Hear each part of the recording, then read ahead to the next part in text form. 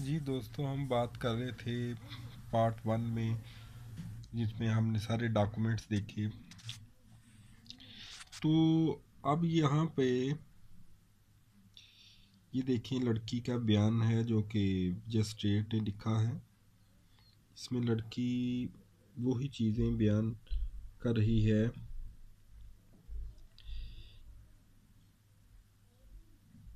سائلہ کی شادی کسی دیگر شخص سے کرنا چاہتے تھے جو مجھے پسند نہ تھا، جبکہ سائلہ اپنی ذات مرضی سے مورخہ فلاں فلاں کو خالی ہاتھ آئی ہے. اور وہی باتیں جو اس نے بیان حلفی میں لکھوائی تھیں، یہ وہی چیزیں جو ہیں اس میں بھی وہ بیان کر رہی ہے. یہ مجسٹریٹ کے سامنے جو ہے اس کا بیان ہو جاتا ہے. اور اس کے بعد جو ہوتا ہے، اگر اس میں ہراسمنٹ پٹیشن کرنی ہو 22A اور 22B کی، تو وہ بھی دائر کر دی جاتی ہے.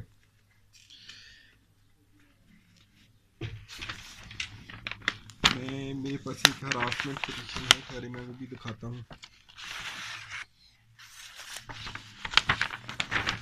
Harassment petition under section 22A 22B دی جاتی ہے ASJ کو، ایڈیشنل سیشن جج کو، جس میں لڑکی ہی پارٹی ہوتی ہے اور ڈیفینڈنٹ بنتے ہیں جو کہ انگینسٹ ہوتے ہیں اس کے رشتہ دار، چاچے تائے یا والدین بھائی، جو کہ اس شادی کے خلاف ہوتے ہیں. جس میں یہ بھی اسی طرح ہی کی پٹیشن ہے جیسے استغاثہ دائر کیا جاتا ہے، یہ بھی اسی طرح ہی دائر کیا. فرق صرف یہ ہے کہ یہ ASJ کے پاس ہوتی ہے، ایڈیشنل سیشن جج کے پاس، اور جو استغاثہ ہوتا ہے وہ مجسٹریٹ کے سامنے ہوتا ہے.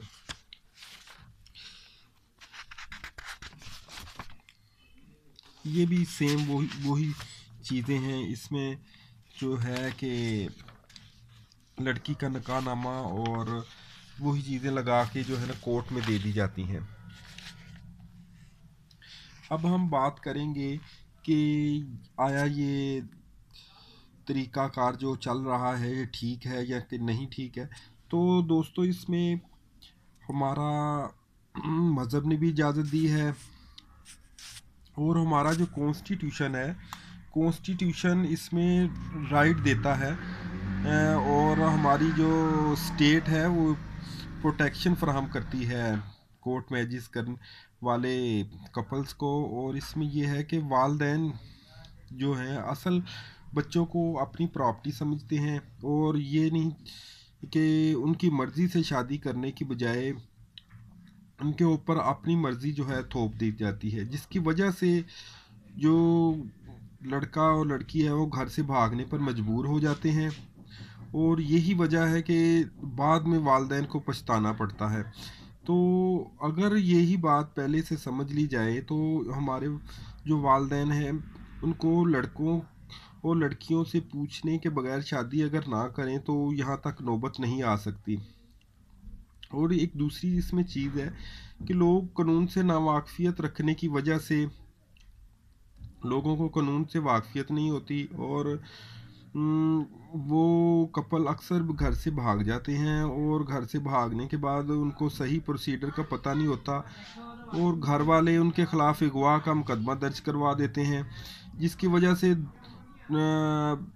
کپل کے ساتھ ساتھ ان کے گھر والوں کو بھی بہت زیادہ دشواری کا سامنا کرنا پڑتا ہے. ٹھیک ہو گیا.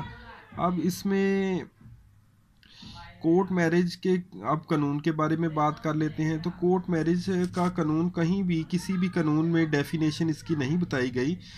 یہ اس کو مختلف جو لا ہیں، جیسے مسلم پرسنل لا ہے، یہ اسی طرح کے قانون میں ملتا ہے، باقی اس کی کوئی قانون میں تشریح نہیں ہے.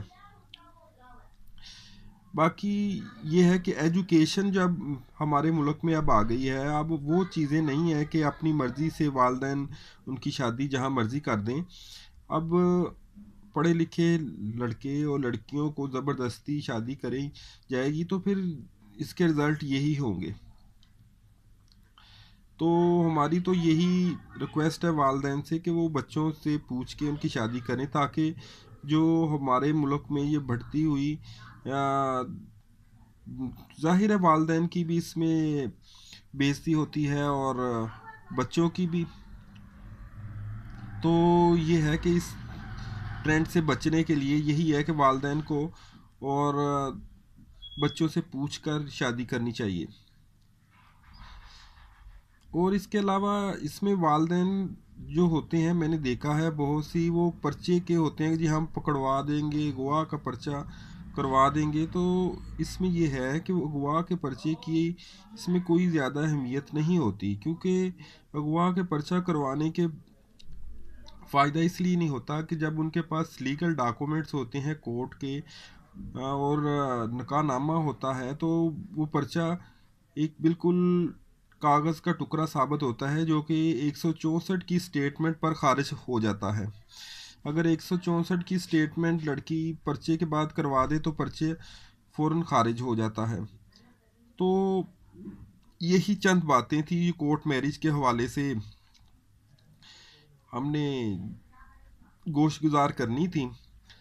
اور اب ہماری یہ ریکویسٹ ہے کہ اگر آپ کو یہ ویڈیو پسند آئی ہو تو اسے لائک کریں اور اپنے سوشل میڈیا پہ شیئر کریں اور ہمارے چینل کو سبسکرائب کریں تاکہ آنے والی نیکسٹ ویڈیو جو ہے وہ آپ کو ملتی رہیں. اللہ حافظ.